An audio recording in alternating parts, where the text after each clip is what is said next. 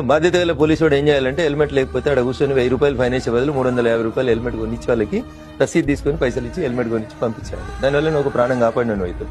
కాబట్టి బాధ్యత అంటే హక్కులతో పాటు బాధ్యతలను గుర్తు తెచ్చుకోవాలి. నాకు జీతం వస్తలు ఎవడైతేంది, పోలీసు వాడైతేంది, వకీలు అయితేంది, జడ్జి అయితేంది, రిపోర్టర్ అయితేంది, ఎవడైతేంది, నువ్వు ముందు ఈ దేశ పౌరునివి. నీకు బాధ్యతలు అనే మాట నీ నోట్లకెళ్ళి వస్తే హక్కులు బాధ్యతలు రెండు సైమల్టేనియస్ గా ఒక బొమ్మకు నాణ్యానికి బొమ్మ బొరిసెట్లుంటే అటుంటే అనేది గుర్తించాలి.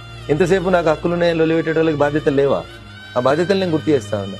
దొంగ సాటుకెళ్ళి ఫోటో ఎందుకు ఇస్తావు? 1000 రూపాయలు ఫైన్ ఎందుకు ఇస్తావు? పోతున్నోడికి ఆపి తమ్మీది పద్ధతి కాదు, చచ్చిపోతావు, ఇంట్లో మీ అమ్మ నాన్న ఎదురు చూస్తారు, భార్య పిల్లలు చూస్తారు, ఓ హెల్మెట్ కొనుక్కో, 500 రూపాయలని ఫైన్ తీసుకొని పంపి.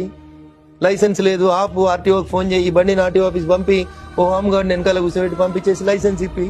There ends the duty. ఆ లైసెన్స్ లేనోడు తీసుకుపోయి ఇంకెవరినో గుద్ది సంపి వాళ్ళు చచ్చిపోయి కోర్టుకు పోయి ఆ కుటుంబం రోడ్డున పడే బదులు వారికి లైసెన్స్ ఉన్న తర్వాత యాక్సిడెంట్ అయితే అట్లీస్ట్ ఆ చనిపోయిన కుటుంబానికి ఇన్సూరెన్స్ వస్తుంది కదా. ఇగో ఇది బాధ్యత.